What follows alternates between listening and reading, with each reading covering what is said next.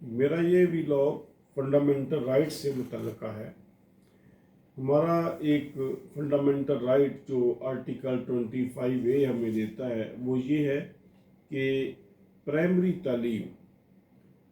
At least جو بچے جن کی عمر 5 سے 16 سال کے درمیان ہے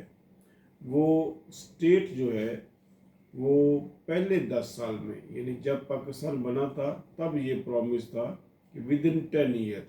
یہ ایٹ لیسٹ جو پرائمری تعلیم ہے سب کو کمپلسری اور اسٹیٹ کی کاسٹ پہ دی جائے گی۔ یہ جو پرومس جنرل کیا گیا ابھی تک اس پہ وعدہ جو کیا اسٹیٹ نے کمپلیٹ نہیں ہوا، اس کو آج تک وفا نہیں کیا گیا۔ لیکن یہ میں جو بھی سٹوری آپ سے شیئر کرتا ہوں وہ میرے کسی کیس کا حصہ ہوتی ہے، وہ ایک جسٹ سٹوری نہیں ہوتی۔ مجھے یہ والا رائٹ بہت قریب سے میں نے اس کی امپلیمنٹیشن بھی دیکھی اور مجھے یاد بھی ہے۔ ایک میاں والی کا کیس تھا جس میں ایک لڑکے نے اپنے کزن پہ ایسڈ پھینک دیا، تیزاب، تو اس کی جو فیس تھی کمپلیٹ خراب ہو گئی، اس قدر خراب تھی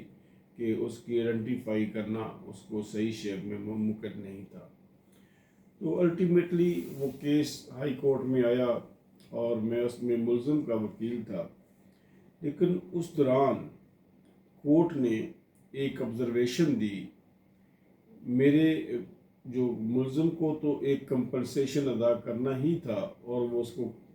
کمپنسیشن کے لیے کہا گیا اور وہ اس کو ایز اے سزا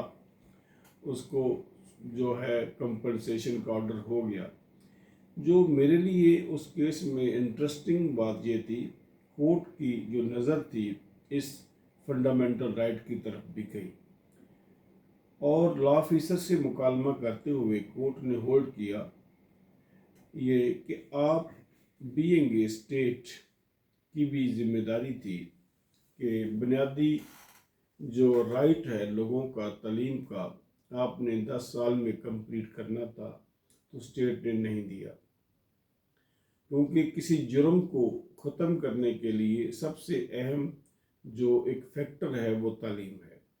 چونکہ یہ لوگ ریموٹ ایریے سے بلونگ کرتے ہیں، ان کو کسی انسان کی قدر و قیمت کا پتہ ہی نہیں، تو ان لوگوں نے جو ایکٹ کیا وہ اس وجہ سے بھی ہے کہ ان لوگوں کو ذرا بھی تعلیم نہیں دی گئی جو اسٹیٹ کی ذمہ داری تھی۔